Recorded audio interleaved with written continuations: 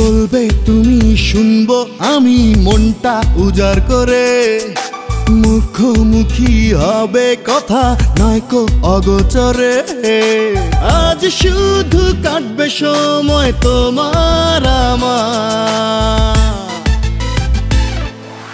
দেখো দেখো sense of humour দেখো দেখো sense of humour Deco, sense of humor.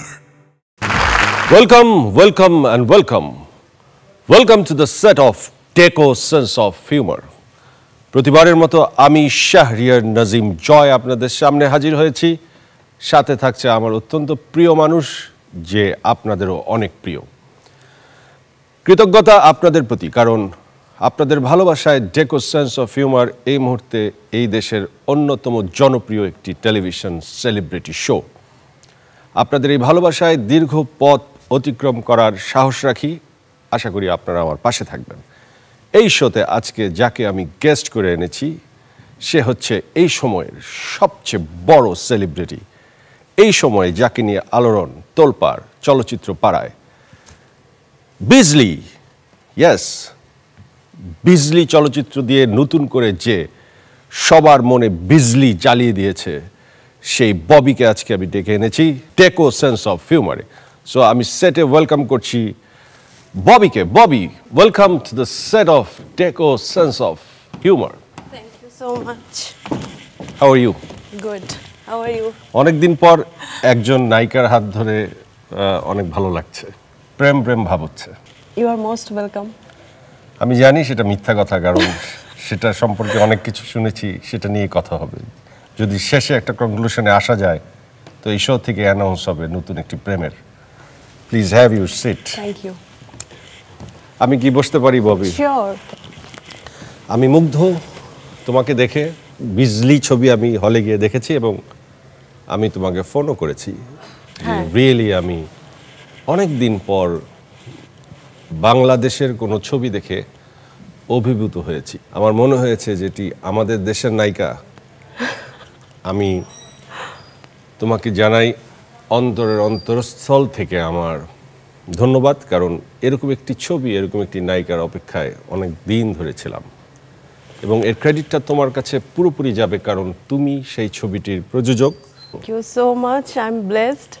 এত বড় একজন মানুষের কাছ থেকে এত সুন্দর করে নিজের প্রশংসা শুনতে আমার খুবই খুবই ভালো লাগছে। মানে তুমি কি আমাকে বয়সে বড় বললা নাকি অবস্থানে বড় বললা? একটু ক্লিয়ার করো। মানে আজকাল অবস্থানে এত ছোট হয়ে গেছে যে মানে বললেই মনে হয় যে বড় বললে বয়স মনে হয়, বুঝছো? অবশ্যই অবস্থান। মাশাআল্লাহ। যাই হোক, তুমি যে আমাকে মিথ্যে করে হলেও একটু সম্মান দেখালে, এতে আমি অত্যন্ত খুশি। ববি সত্যি কথা বলে। তো ববি, আমি তো আসলে তোমাকে সেটে ডেকে এই পর্যন্ত প্রশংসা করা এবং বসানো পর্যন্ত কার্টিসি মেনটেন করলাম, তারপর তো আমাকে আসলে আমার শোর রূপে ফিরে যেতে হবে। রেডি? রেডি। ছবি দেখার পর যখন মুগ্ধ হলাম যে ছবিটি তুমি প্রযোজনা করেছো, ছবির বাজেট সম্পর্কে জানতে চাইলাম। বিভিন্ন জায়গা থেকে বিভিন্ন তথ্য পেলাম। সে তথ্যগুলি না হয় নাই বললাম, তোমার কাছ থেকে জানতে চাই যে বিজলি ছবির ইনভেস্টমেন্ট কত? অলমোস্ট 4। অলমোস্ট 4। এটাও একটা নতুন তথ্য পেলাম, কারণ এক একজন এক এক কথা বলেছে। তো 4 কোটি টাকা দিয়ে একটি ছবি তুমি বানাবার সাহস কখন কবে পেলে? সাহস বলবো না, আমি বলবো দুঃসাহস। সেটা আরও 1.5 থেকে 2 বছর আগে। আর যে দুঃসাহস আমি দেখেছি ওটা আমার অডিয়েন্সের জন্য। এত অল্প সময়ে ববিকে তারা এত ভালোবেসেছে, একটা অবস্থান দিয়েছে ছোট হলেও, সেটার জন্যই। আর আমার মনে হতো যে আমরা এরকম একটা কিছু কেন করি না যেটা আমরা বাইরের দেশের শিল্পীদেরকে দেখে অভ্যস্ত, কিন্তু আমাদেরকে কেন আমরা এরকম দেখে অভ্যস্ত হতে পারি না। সেই যে একটা আকাঙ্ক্ষা, সেই একটা চাওয়া, সেটা থেকেই আমি সাহসটা করেছি। ধরো এই 4 কোটি টাকা যদি তোমার কাছে থেকেই যেত, তাহলে তোমার জীবনে আর টাকার প্রয়োজন হতো না।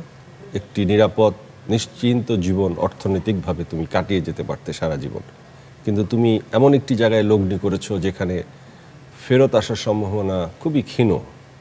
সেই জায়গাটিতে চ্যালেঞ্জ নিয়েছো নিজেকে, ওই জায়গাটিতে দেখার স্বপ্ন কতটুকু পূরণ হয়েছে?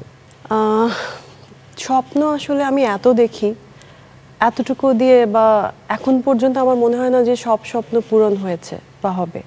তারপর আমি যতটুকু চেয়েছি মাশাআল্লাহ আল্লাহর রহমতে আমি ততটুকু পেয়েছি। আর মানি ওয়াইজ তো আসলে সব কিছু দিয়ে ওইটা দিয়ে বিচার করলে হয় না যে টাকার ব্যাপারটা। আমাদের এখানে হলের সংখ্যা অনেক কম, হলের যে পজিশন সেটা অনুযায়ী আপনি হয়তো বা রেসপন্স দেখেছেন মানুষের, যতটুকু চলেছে আই এম হ্যাপি, কারণ আমাদের কন্ডিশনই এরকম। আসলে কেউ যদি 4 কোটি টাকা খরচ করে একটি ছবি বানায়, যত ভালোই হোক, টাকাটা ফিরে আসার নিশ্চয়তাটা কি আসলে থাকে না? আসলে এখন তো আরও কিছু ব্যাপার আছে, যে ডিজিটাল কন্টেন্ট সেলের একটা ব্যাপার, তারপরে বাইরে যে রিলিজ করার যে ব্যাপারটা সেগুলো আছে, সব কিছু মিলিয়ে হবে। আমরা শুধু এটা আসলে এটা অ্যাসিওর করাটা খুব ডিফিকাল্ট এখন, যে আমাদের দেশে যে সবচেয়ে যে ভালো আমরা যাকে বলি নাম্বার 1, ওনার কথাও যদি বলি সেটার ক্ষেত্রেও কিন্তু সেম পজিশন। তো মানে নাম্বার 1 বলতে কি শাকিব খানকে বোঝাচ্ছো?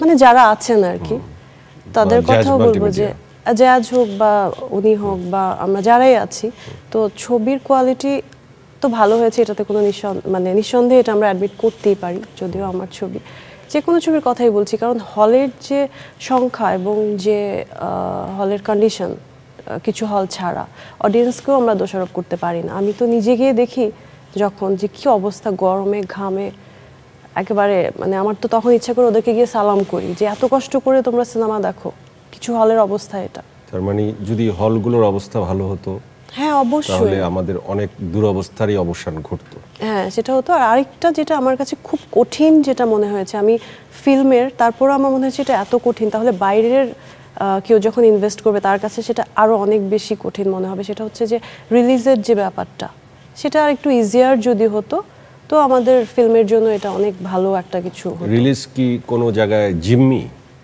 না, কোনো জায়গায় জিম্মি না, যেখান থেকে আমরা রিলিজ করি না কেন, কিন্তু কি যেন একটা সিন্ডিকেটের ব্যাপার থেকে যায়, যে ডিস্ট্রিবিউটর এবং হল মালিকদের মাঝের যে ব্যাপারটা, সেটা একটু টাকা কঠিন। উঠে আসার ব্যাপারটি এই জায়গায় এসে উঠলেও আমরা ঠিকমতো বুঝতে পারি না, বা না উঠলেও বুঝতে পারি না, এটার একটা ব্যাপার থেকেই যায় একটুখানি। তো প্রথম যেই কথাটি তোমার সম্পর্কে বাজারে প্রচলিত, যে আমি তো খুব খুশি হয়েছিলাম যে ববি ছবিটি প্রযোজনা করেছে, তো তোমার খুব কাছেরই একজন বলেছে এই ছবির সাথে রিলেটেড, নাম বলবো না, বলেছে যে ববি প্রযোজনা করেনি, যিনি প্রযোজনা করেছেন তাকে ববি আসলে ভালোবাসে এবং ববির সাথে তার প্রেম, সো যেহেতু প্রেম, ববি তাকে দিয়ে ছবিটি প্রডিউস করেছে। আমার কাছের মানুষরা জানে যে ববি আসলে কি করে, কত কষ্ট করে এই ছবিটা মানে তৈরি করেছে। এখনো আমি এই ছবিটা নিয়ে আছি, আরও কিছু বাইরে রিলিজ আছে, তারপরে সব কিছু মিলিয়ে।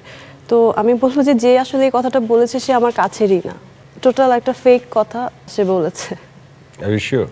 100% শিওর। এবং এটা নিয়ে আসলে আমার একটুখানিও কথা বলার ইচ্ছা নেই, কারণ এতটাই মিথ্যা কথা যে আমি এটা নিয়ে কি এক্সপ্লেন করব। সো যে বলেছে সে একটি সনাতন মিথ্যে কথা বলেছে, যেটি একেবারে মানুষ অনুমান করে থাকে যে যে প্রযোজক তার নায়িকার সাথে। এক্স্যাক্টলি, কারণ আমাদের একটা ধারণা হয়ে গেছে যে আমরা আসলে এতটাই নেগেটিভ, আমরা ভাবতেই পারি না যে একটা একে তো আমি মেয়ে, তার উপর আবার নায়িকা, তো ভাবতেই পারি না, ভাবতে হয়তো বা কষ্ট হয় যে কী ব্যাকগ্রাউন্ড থেকে এসছে বা কীরকম জায়গা থেকে আসছে। সবাইকে একই রকম ভাবতে আমরা পছন্দ করি, বা আমাদের কোনো ল্যাকিং হয়তো বা আছে কারো কারো, যে ওই ল্যাকিং অনুযায়ী সবাইকে ভাবতে পছন্দ করি, যে ও পারে না, ও খারাপ। আমাদের মধ্যে কেউ পারে, এটা আমরা অ্যাডমিট করতে আমাদের খুব কষ্ট। আরেকজন বলেছে, সেটের খুব কাছের থেকে বলেছে যে যে ছবির পরিচালক, সে অগ্নি ছবিটি বানিয়েছিল বোধহয় মাহিয়া মাইকে দিয়ে, এবং এই ছবিটি দেখবার পর তুমি অনেকটা আপ্লুত হয়ে গিয়েছিলে এবং তুমি তার কাছে আবদার করেছিলে যে আমাকে ঠিক এই ধরনের একটি ছবি বানিয়ে দিতে হবে অগ্নির পর। তখন সে তোমার দায়িত্ব নেয় এবং দায়িত্ব নিয়ে সে নাকি তোমার প্রেমে হাবুডুবু খাচ্ছে, এবং ইফতেখার চৌধুরী যে তোমার ছবির ডিরেক্টর, সে তোমাকে প্রেমে হাবুডুবু খাচ্ছে এবং তুমি তাকে নাকে দড়ি দিয়ে ঘুরাচ্ছ, এরকম একটি খেলা নাকি চলছে তোমাদের মধ্যে। আসলে আমি তো এখানে খেলতে আসিনি, আমি কাজ করতে এসেছি, কাজই করছি। আমার এখনো এসব নিয়ে আসলে আমার বাসায় অনেক প্রবলেম। আমার মা তো একদমই চান না, এবং এই এতগুলো টাকা সবাই দেখেছে, কারণ আমি যখন টাকা নিচ্ছিলাম আমার মাকে ফোন করে করে, যখন বাইরেও নিচ্ছিলাম, আমাদের আইসল্যান্ডে শ্যুট হয়েছে, থাইল্যান্ডে শ্যুট হয়েছে, ইন্ডিয়াতে, তো ফোন করে করে যে আমার মাই কিন্তু এগুলো পাঠাচ্ছিল। তার সঙ্গে কিন্তু আমার এটা নিয়ে একটু ঝামেলাও। তো যারা কাছে তারা কিন্তু সবই জানে অলমোস্ট। আর খুব ছোট্ট কিছু স্পন্সর এসছে যেটা সবার ছবিতেই আসে। ইফতেখার চৌধুরী, ওনার কাছে আমি চিরকৃতজ্ঞ এজন্য যে উনি একজন আমেরিকান হয়ে, উনি বাঙালি কিন্তু উনি তো আমেরিকান, ওইখানে ওনার আপব্রিঙ্গিং হয়ে, যে উনি বাংলা ছবির জন্য কিছু করছেন এবং আমাদের এত নেগেটিভিটির মধ্যে উনি আছেনও। আর এবং আমার খুব লজ্জা হচ্ছে যে এইসব কথা যখন উনি মানে দেখবেন বা শুনবেন ওনার কাছে কেমন লাগবে ব্যাপারটা। কারণ আমার মনে হয় উনি যদি টাকা ইনভেস্ট করতো, উনি বাংলা ছবির জন্য করতো না, উনি বাইরে গিয়ে ইনভেস্ট করতো, বিকজ উনি এত নেগেটিভিটি দেখেছে। আর অগ্নির যে ব্যাপারটা, সেটা হচ্ছে ওই ছবিটা আর এই ছবিটা একেবারেই দুই ধরনের ছবি, আপনিও দেখেছেন সেটা। আমি একেবারেই অগ্নির মতো কিছুই করতে চাইনি, আমি আমার মতো ববির মতো কিছু একটা করতে চেয়েছি। যে নতুন করে জ্বলে উঠলে, এটাকে আরো ধাবমান রাখতে, এই পথ চলাটাকে আরো সুন্দরভাবে এই গতিতে এগিয়ে নিতে ইন্ডাস্ট্রি তোমাকে সাহায্য করবে, বা কতটুকু তুমি সবার সহযোগিতা পাচ্ছ? যেরকম তোমাকে আমি অ্যাপ্রিসিয়েট করছি, বা প্রকৃত মন থেকে যাদের ক্ষমতা আছে তারা কি তোমাকে আসলে সেভাবে মূল্যায়ন করছে বা তোমাকে সেই মূল্য দিচ্ছে? সো ফার আমি বলবো যে আমাদের যতটুকু লিমিটেশনস বা আমাদের মেন্টালিটির যে অবস্থা, ওইটার থেকে আমি যদি বলি যে I am happy so far. কিন্তু আসলে আমি হ্যাপি, আমি বলবো এতটুকু মধ্যে আমরা আছি সেটার জন্য। কিন্তু যদি ওয়ার্ল্ড ওয়াইড ভাবি, আমাদের আসলে দুঃখের কোনো সীমা নাই। আমরা 100 বছর পেছনে, সত্যি কথা। মেন্টালিটির বিষয়ে যদি একটু ভেঙে বলো, কাদের মেন্টালিটি কেমন? কাদের না, আমাদের সবার। আমরা কেন যেন নেগেটিভ জিনিস নিয়ে কথা বলতে পছন্দ করি, তারপর কেউ কিছু পারছে না সেটা নিয়ে বেশি অ্যাগ্রেশন দেখায়, কি পারছে সেটা নিয়ে আমাদের কোনো অ্যাগ্রেশন নাই। এটার কথা বলছি, আমাদের সবারই কেন জানি। তুমি তোমার ছবিতে নায়ক নিয়েছো ইন্ডিয়ান, দার্জিলিং এর একটা ছেলে, তুমি কেন আরিফিন শুভকে নাও নাই? আসলে আমি প্রোডিউসার বলে যে আমি যেটা বলবো সেটাই হবে এরকম না। আমাদের ডিরেক্টর আছেন, তারপর একটা টিম আছে। এই গল্পের সঙ্গে কে যাবে, কাকে ভালো লাগবে, একটু ফ্রেশ কাউকে লাগবে নাকি সিক্স প্যাক আছে এরকম কাউকে লাগবে, বা এই দেশে কারো সিক্স প্যাক নায়ক, সেরকম ফিগারের কোনো নায়ক তোমার চোখে পড়ে নাই? আসলে ফিগার দিয়ে তো সবকিছু না, তারপরেও এখানে লাগতো, যেহেতু যে ওর গানেও তো দেখেছেন যে সবাই খুব পছন্দ করেছে। আমার জানা মতে নেই, বাংলাদেশে নেই, আমি তো দেখিনি এখনো।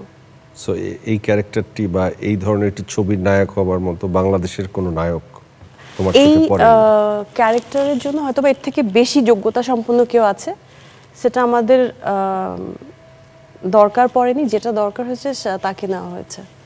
সো তোমার ভবিষ্যতে বাংলাদেশের যাদের সাথে কাজ করার ইচ্ছে আছে, ছেলে যে সমস্ত নায়করা এখন মার্কেটে কাজ করছে, আমি যদি জিজ্ঞেস করি যে প্রথম 5 জনের নাম বলো যে তুমি তাদের সাথে কাজ করতে চাও, সেই 5 জন নায়ক কে কে? আমি আসলে সবার সঙ্গেই কম বেশি কাজ করছিও। এখন আফটার বিজলি আমি কাজ করছি, তুমি কাজ করছো জানি আমি, নোলক করছি সাকিবের সঙ্গে, বেপরোয়া করছি রওশনের সাথে, তারপর কলকাতার একটা প্রোডাকশন করছি ওখানকার তামিলের একটা হিরোর সাথে, নামটা আমি মনে করে বলতে পারছি না। আর শুভর সাথেও মেবি একটা কথা হয়েছে, বাপ্পির সঙ্গেও করেছি। বাপ্পি, সাইমন, ইমন, নীরব, এই 4 জনের মধ্যে একজনকে নায়ক হিসেবে তোমার পাশে দেখতে চাই, কাকে তুমি রাখবে? আমি কাকে রাখবো সেটা তো তোমাকে জিজ্ঞেস করা হলো কারণ তুমি জাস্ট বলো যে নায়কের প্রতিও তো একটা পছন্দ অপছন্দের থাকে, যে আমার থাকতে পারে না যে আমাকে যদি বলা হয় যে নায়িকা আপনি কার সাথে নায়ক হতে চান, আমি বলবো ববির সাথে নায়ক হতে চাই। এরকম তোমাকে জিজ্ঞেস করা হলো যে তুমি এই 4 জনের ভেতরে কাকে চাও? ও 4 জনের ভেতরে না, আপনার মতো বলতে হলে তাহলে আমি বলতে আমি জয় ভাইয়ের সাথে নায়িকা। এই সমস্ত শিশুকালের সান্ত্বনা চকলেট একদমই সান্ত্বনা না, এখন আর আমার পোষায় না, বুঝছো? এখন তুমি এই 4 জনের মধ্যে একজনকে বলো। আমি তো সব দুজনের সঙ্গে আমার কাজ হয়েছে, আফটার দুজনের সাথে হয়নি। বিফোর বিজলি তুমি কি করেছো আমি প্রোডিউসার যাকে নিবে এবং ক্যারেক্টারের জন্য যে পারফেক্ট হবে তার সঙ্গে আমি কাজ করতে পারবো, আমার কারোর সাথে কাজ করতে কোনো প্রবলেম নেই। কিছু নাম বলবো, নামের পাশে তুমি বিশেষণ বসাবে, এটাতে তুমি সময় নিতে পারবে না এবং মন থেকে কথা বলবে। একটু আগে সাইমন বলে গিয়েছে যে ববি আসলে দেখায় যে সে খুব রাগী, সে দেখায় যে সে খুব মুডি, কিন্তু সে আসলে একজন ভালো মানুষ, ভেতরে অত্যন্ত তার হৃদয় অত্যন্ত কোমল এবং সে সাধারণ 8-10টা মেয়ের মতোই একটি মেয়ে, কিন্তু ওকে দেখে মনে হবে যে ও খুব অনেক কিছু নিয়ে ভাবছে, অনেক কিছু নিয়ে ম্যাচিওর। ও আসলে কিন্তু ভেতরে একদম ছেলে মানুষ, এটা সাইমন বলে গেছে। সো এবং ভালো মানুষ বলে গেছে। সো তুমি আশা করি ভালো মানুষের জায়গা থেকে তুমি সরল উক্তি দিবে। আমি যে এই নামগুলো তোমাকে বলবো পাশে বিশেষণ বসাবে। ওকে, নাম Sakib Khan, good actor, Arifin Shuvo, good personality, Bappy, cute, Symon, mature. Zayed Khan, আমি আসলে ওর সম্বন্ধে খুব বেশি একটা জানি না। নেতা, ABM সুমন, মডেল, বাপ্পারাজ, অনেক সিনিয়র একটা, Kazi Maruf, nice human being, যেটা বোঝা যায় না, শাবনূর, সুইট, অ্যাক্ট্রেস হিসেবে খুব ভালো অ্যাক্ট্রেস, পূর্ণিমা, সুন্দরী, সুইট না, খুব সুন্দরী, খুব সুইট না, অ্যাক্ট্রেস হিসেবে ভালো অ্যাক্ট্রেস হিসেবেও কে ভালো। ভালো শাবনূর আর পূর্ণিমার ভেতরে? আমার দুজনকেই ভালো লাগে। যদি 1.001 পয়েন্ট তোমাকে দিতে বলা হয় বেশি, কাকে দিবে? পূর্ণিমা। পূর্ণিমা। পরিমণি, আমি আসলে ওকে আমিও চিনি না পার্সোনালি, বাট আমার মনে হয় যে ও খুব হাসি খুশি, যখন যা চায় সেটা করে, গুড। সবার আসলে কোয়ালিটি থাকে না। তুমি কি স্ক্রিনে ওকে দেখোনি? স্ক্রিনে দেখেছি, হ্যাঁ। সিনেমা দেখেছো না বিজ্ঞাপন দেখেছো? গান দেখেছি। কোন সিনেমা দেখেছো? সাকিবের সাথে একটা ছবি ছিল যেটাতে আমি গেস্ট অ্যাপিয়ারেন্স করেছি, সেটা। সেই ছবিতে তুমি ছিলে। আলাদা করে পরিমণির কোনো ছবি তোমার চোখে পড়েনি, অথচ পরিমণি অনেক ছবির নায়িকা, এবং তুমিও না, আরিফিন চোখে- শুভর মতো পরিমণিকে চেনোই না আসলে। আমি পার্সোনালি নুসরাত চিনি ফারিয়া। না। Good anchor. Anchor, not good actress. আমার দুটোই ভালো মেবি, বাট আমার কাছে পার্সোনালি ওর অ্যাঙ্কারিং বেশি ভালো লাগে। গান কেমন লাগে ওর? ও তো গায়িকাও। ভালো। ভালোর মধ্যে জোর নাই। Mahiya Mahi, good actor. She is good actress. Yes. এই কথাটা তো একদম এক বাক্যে বলে দিলা, অন্যদের ক্ষেত্রে বাধা হচ্ছে আর কি। না, বাধা তো হচ্ছে না। ওকে, anyway, Mahiya Mahi. Apu Biswas, good actress of course, আমার সিনিয়র। শাবনূর এবং অপু বিশ্বাসের মধ্যে কার অভিনয় তোমার ভালো লাগে? আমার দুজনের অভিনয়ই ভালো। দুজনের মধ্যে যদি 0.1% বেশি দিতে বলা হয়, কাকে দেবে? এটা আসলে বলতে পারবো না, এটা একটু কষ্ট করে বলো, তুমি বলতে পারো। আমার দুজনকেই ভালো লাগে, এক একজনের শাবনূর এবং অভিনয়ের অপু style। বিশ্বাসের ভিতরে 0.1% কাকে তুমি বেশি দেবে? শাবনূর আপুকে। আর নায়িকা কে আছে তুমিই বলো। সব নায়িকা বলে ফেলেছি। পপি, নাইস, কি নাইস। প্রেজেন্টেবল এখনো। এবার আসি আমাদের জয়া। আমার খুব ভালো লাগে ওনাকে পার্সোনালি, আমি খুব পছন্দ করি ওনার অভিনয়, ওনার কথা বলার স্টাইল আমার খুব পছন্দ। Tisha, very nice. কি নাইস? অভিনয়, ওর অভিনয় খুব সুন্দর।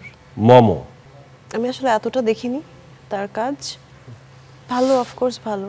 ছুঁয়ে দিলে মন দেখোনি? গান দেখা হয়েছে, ছবি দেখা হয়নি। ছবিটা দেখা হয়নি।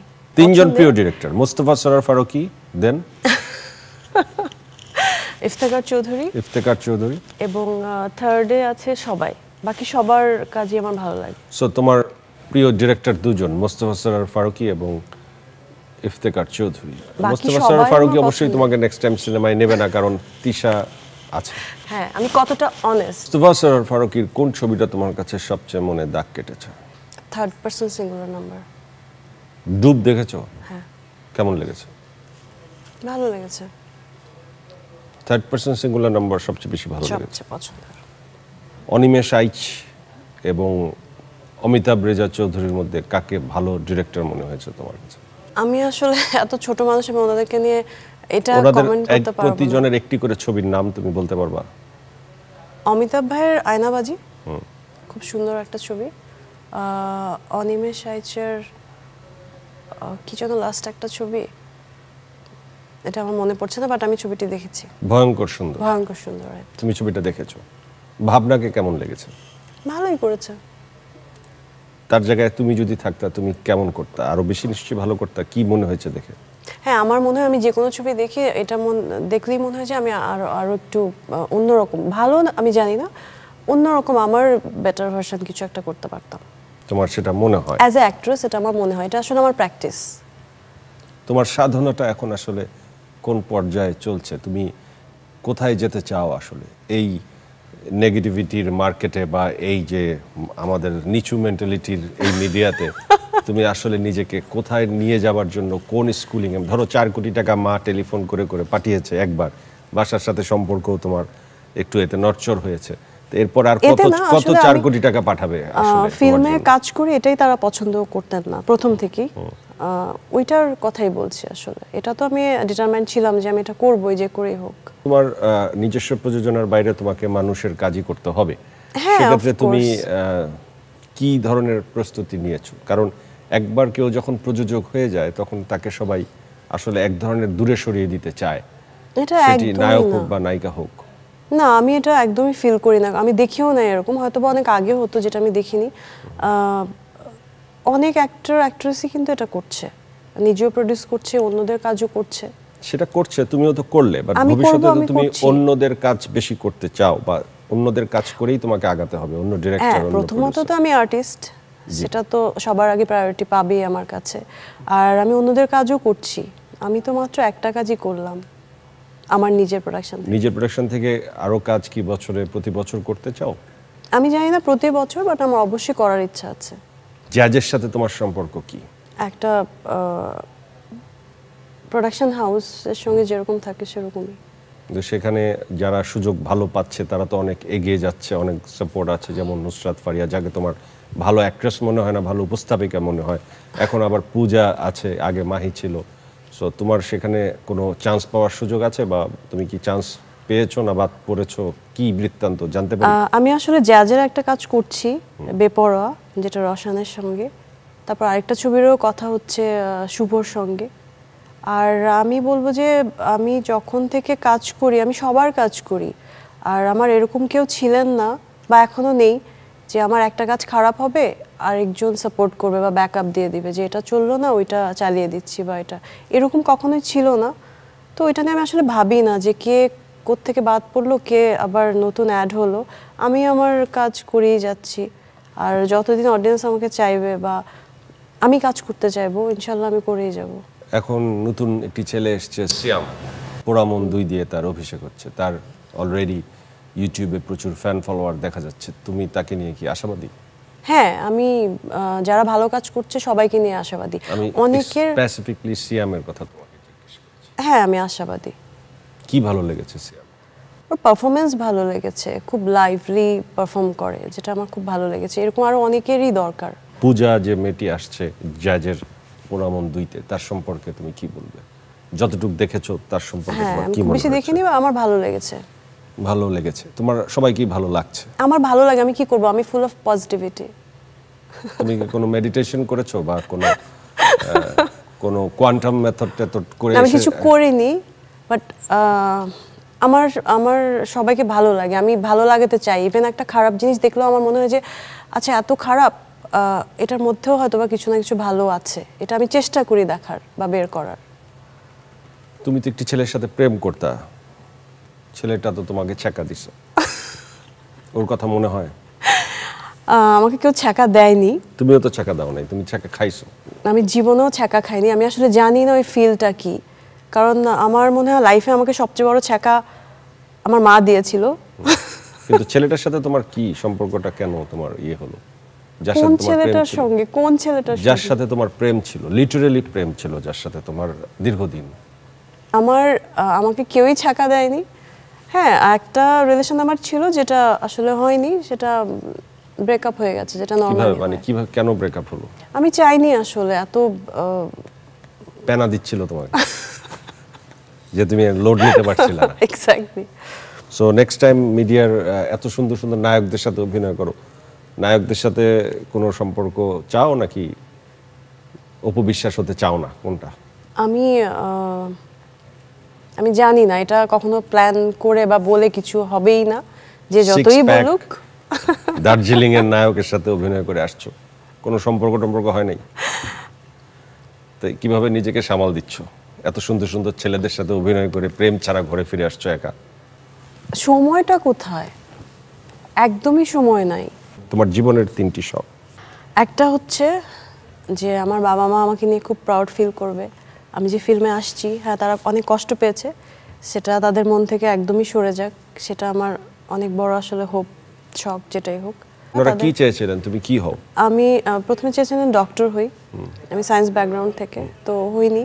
তার মধ্যে ধাম করে তাদের এত বড় শখ, আমি চাই যে তাদের মনে যে কষ্ট সেটা না থাকে। সিনেমাতে বেশি বেশি ডাক্তারের রোল করবা, তাহলেই তো হয়ে যায়। হ্যাঁ, আমি করেছি একটা ছবিতে, এক রাজত্ব একটা ছবিতে করেছি, বাট তাদের এই কষ্টটা যেন সত্যি সত্যি সরে যায়, যেটা আমার জন্য একটা বার্ডেন। সেকেন্ড হচ্ছে আমি অনেক অনেক ভালো ভালো কাজ করতে চাই এবং সবার সহযোগিতা চাই। থার্ড হচ্ছে ওই যে যেহেতু প্রেম করছি না, কাজের মধ্যেই সব প্রেম, এবং এটা একটা স্বপ্ন যে কেউ যদি আসলে লাইফে আসে, খুব ভালো একজন মানুষ এবং ফুল অফ পজিটিভিটি যেন থাকে তার মধ্যে, এটা একটা স্বপ্ন। এরকম একজন মানুষ চাও? বিয়ে করে ফেলেছি, না হলে আমি সেই মানুষটা ছিলাম। সেটার জন্য তুমি ওয়েট করো, আমার মতো কাউকে পেয়ে যাবা। ববি, একজন মেয়ের এই মিডিয়াতে টিকে থাকতে হলে কিংবা সফল হতে হলে কি যোগ্যতা সবচেয়ে বেশি থাকা প্রয়োজন? আমি বলবো যে পেশেন্স, এটা না থাকলে কেউই কিছু করতে পারবে না। এখানে আরো চরমভাবে পেশেন্স লাগে মিডিয়াতে কাজ করতে গেলে, আর একটুতেই মানে আপসেট হয়ে গেলে হবে না, যেটা পেশেন্সের মধ্যেই পড়ে আসলে। আর কাজের কোয়ালিটি মানে দিনকে দিন বাড়াতে হবে, নিজের সঙ্গেই নিজের ফাইট করে, অনেক বেশি প্র্যাকটিস করে নিজেকে ওই পর্যায়ে নিয়ে যেতে হবে যে কোনো অবস্টাকেলই যেন তাকে আটকাতে না পারে। তুমি কাকে ফলো করো বাইরের দেশের? আমি সবাইকে একটু একটু করে ফলো করি, আমি একজনকে ফলো করে চলতে পারি না অনেস্টলি। অনেকের কাজই আমার ভালো লাগে, আমার অ্যাঞ্জেলিনা জোলির কাজ খুব ভালো লাগে। তোমাকে অনেকে বলে নিশ্চয়ই তুমি অ্যাঞ্জেলিনা জোলির মতো দেখতেও। ও মাই গড, আমাকে বলেছিল আমার একজন ডিরেক্টর মালেক আফসারি ভাই, আমি শুনে অজ্ঞান হয়ে গেছিলাম। ওনার মতো একজন বড় আর্টিস্টের সঙ্গে আমাকে কম্পেয়ার করেছে। আমি ওর কাজ ভালো লাগে, প্রিয়াঙ্কা চোপড়াকে খুব ভালো লাগে আমাদের দেশে। তোমার মতো দেখতে যারা বা তুমি যাদের আমি তো মোটেও অ্যাঞ্জেলিনা জোলির মতো দেখতে না, উনি অনেক সুন্দর। ওই গরনের যারা, তাদেরকে তোমার ভালো লাগে না? আমার বিদ্যা বালানকে ভালো লাগে, খুব ভালো লাগে, খুবই ভালো লাগে। যাই হোক, একজনকে পেলাম যে তোমার অপোজিট দেখতে, তাকে তোমার ভালো লাগে না। আমার মনে হয় কি, সব সুন্দর মানুষের একটা জিনিস একরকম, হাসিটা বা ইনোসেন্সটা বা রাগটা, কিছু কিছু জিনিস একরকম। সব সুন্দর মানুষ। হ্যাঁ। কলকাতার ছবি এবং বাংলাদেশের ছবির মধ্যে কি পার্থক্য তুমি খুঁজে পাও, এবং ওদের কোয়ালিটিটা কোথায়, যে কারণে ওরা আমাদের চেয়ে এগিয়ে আছে বলে মনে হয়? আমাদেরই আগানোর কথা ছিল বেশি। তারপর ওই যে আমি বললাম না, আমার মনে হয় যে আমরা কাজ করি কিন্তু কাজের কিছু কিছু বেসিক জিনিস খুব অ্যাভয়েড করে যাই, যে যেটা করছে ওইটাতে ফোকাস না দিয়ে আরেকজন কি করছে, ও কি করছে, বা কম টাইমের মধ্যে কম টাইমে আসলে ভালো কাজ করা যায় না। একটা কাজের পেছনে অনেক সময় দিতে হয়, সেটা আমরা দিতে চাই না। এগুলো হতে পারে কারণ, আমার কাছে মনে হয়। গাড়ি আছে মনে করো, সেখানে তুমি গাড়িটি চালাচ্ছ, আর দুইজনকে তুমি গাড়িতে তুলতে পারবে। এই ইন্ডাস্ট্রির সবাই এই গাড়ির দিকে তাকিয়ে আছে, কারণ দুইজনকে তুলবে সেই দুইজনই বেঁচে যাবে, বাকিরা সব গর্তে পড়ে যাবে। কোন দুইজনকে উঠাবে? এটা আমার জন্য এই ডিসিশনটা না খুব টাফ ডিসিশন। তোমার সামনে ইফতেখার চৌধুরী বলছে ববি তুলো, ছবির প্রযোজক বলছে ববি তুলো, আমি বলছি ববি তুলো, শাকিব খান বলছে ববি তুলো, কারণ আমি ইন্ডাস্ট্রি বাঁচাতে চাই, আমি সবাইকে বাঁচাতে চাই। এখন তোমার দুইজনকে তুলতে হবে, কাকে তুলবে? দুইজনকে আমি জানি না, এটা আমি আসলেই জানি না। আমি সবাইকে বাঁচাতে চাবো, এবং দুইজনকে না তুলে আমি চেষ্টা করব। সবাইকে বাঁচাতে চায় সে আসলে কাউকেই বাঁচাতে পারে। আমি ট্রাই করব, আমি জানি না, এটা আমি ডিসাইড করাটা খুব ডিফিকাল্ট আমার জন্য। সো তুমি আসলে গাড়িতে কাউকে উঠাবে না, এটাই হচ্ছে এটার রেজাল্ট। সো ববি, তুমি তো অনেক সুন্দর করে হাসো, অনেক সুন্দর তোমার হাসি। কেউ তোমাকে নিশ্চয়ই বলেছে, সবাই নিশ্চয়ই বলে, সবচেয়ে সুন্দর হচ্ছে তোমার হেসে হেসে চেয়ে থাকা। তুমি অনেক সুন্দর কথা বলতে পারো, এবং তুমি যখন কথা বলো তখন এক ধরনের মুগ্ধতা তৈরি হয়, তা হোক টেলিফোনে হোক সামনাসামনি। তো এত সুন্দর কণ্ঠ, এত সুন্দর যার কমিউনিকেশন ক্যাপাবিলিটি আছে, সে এমন একজন ম্যানেজার রেখে দিয়েছো যে ম্যানেজার তোমার হয়ে অন্যদেরকে বিরক্ত করে। যখন তোমাকে কেউ কাজে নেয়, এই ধরনের ম্যানেজাররা যখন তোমার হয়ে বিরক্ত করে, তাতে কি তোমার প্রতি তার ইমপ্রেশন খারাপ হবার সম্ভাবনা থাকে না? বা তোমার একটি ছবি সুপার ডুপার হিট হয়ে যাওয়ার পর এই ধরনের ম্যানেজাররা কি ইন্ডাস্ট্রির জন্য ক্ষতিকর না? যেমন তোমার একটি ম্যানেজার আছে নাম হানিফ, আমি দেখে মনে করে মানে ভেবেছিলাম যে শিয়া বডি টডি হবে, এখন দেখি তাকে আলগি দিয়ে আমি উপরে ফালিয়ে দিতে পারবো। সে আমাকে 14 বার ফোন করেছে তোমার এই আসা যাওয়া নিয়ে নানান রকম, এতে আমি বিরক্ত হয়েছিলাম। তো এরকম তো অনেক ডিরেক্টর তোমার প্রতি বিরক্ত হতে পারে, এই ব্যাপারে তোমার ব্যাখ্যা কি? আসলে আমার তো একজন না, এরকম 2-1 আছে, একজনের সাইজ ছোট একজনের বড়, সেটা ম্যাটার করে না। আমি শুনেছি যে আমি বাইরে ছিলাম, গতকাল এসেছি, সেটার জন্য হয়তোবা ওর সাথে আপনার কমিউনিকেশনটা, মানে তুমি দেশে থাকলে তুমি কমিউনিকেশন সবার সাথে ঠিকঠাক রাখো? হ্যাঁ, সবসময় তো ফোন ধরতেও পারি না যখন কাজে থাকি, পরে তো ভবিষ্যতে তোমার সাথে কমিউনিকেশন করার জন্য তুমি কি আমাকে ডাইরেক্ট অ্যাক্সেস দিতে পারো এই অনুষ্ঠানের মাধ্যমে, নাকি হানিফ হয়ে তোমার কাছে যেতে হবে? ওকে দিয়ে দিলাম, done. Thank you very much. এবং সেই জন্য তোমাকে আমি একটি সুযোগ দিতে চাই, আমরা চেয়ার চেঞ্জ করব। এখন ডেকো সেন্স অফ হিউমারের হোস্ট তুমি, গেস্ট আমি, তুমি যত খুশি প্রশ্ন আমাকে করতে পারো কিছু সময়ের জন্য। ওকে, এটি অনুষ্ঠানের লাস্ট একটি part. Thank you. Thank you. তোমাকে শুরু করতে হবে as a host of deco sense of humour. কেমন লাগছে আমাদের এখানে এসে? তোমাকে দেখে তো অসাধারণ ভালো লাগছে। Thank you. আমার মনে সবসময় এই কোশ্চেনটা, কেন আমরা আপনাকে অ্যাজ এ হিরো, সিনেমার হিরো হিসেবে পেলাম না খুব লম্বা একটা সময়? সিনেমার নায়করা অত মেধা সম্পূর্ণ না, আমি অনেক মেধা সম্পূর্ণ, এই জন্য পাওনি। আপনি বলতে চাইছেন যে আমাদের যারা হিরো আছেন এত মেধা সম্পূর্ণ না? মেধা কম? কম বলিনি, আমি বলছি এতটা মেধা সম্পূর্ণ না কেউ। এটাই একমাত্র কারণ? কারণ এখানে তো আসলে যত কম মেধা নিয়ে যত মিষ্টি মিষ্টি কথা বলতে পারবা তত টিকে থাকার সুযোগ হবে। না, আমি এটা মনে করি না। আর তাছাড়া আমি দেখতে অত সুন্দর না। না, আপনি তো দেখতে যথেষ্ট সুন্দর, আর তোমার অনেক চোখে। সুন্দর ছেলেদেরকে হতে হয় না। না, আমার বডি 6 প্যাক না, আমার চেহারা অত সুন্দর না। সিনেমার নায়ক হবার যোগ্যতা আসলে আমার যখন ছিল তখন আমি কিছুদিন ছিলাম, এখন আমি নিজেকে মনে করি না যে সিনেমার নায়ক হবার যোগ্যতা আমার আছে।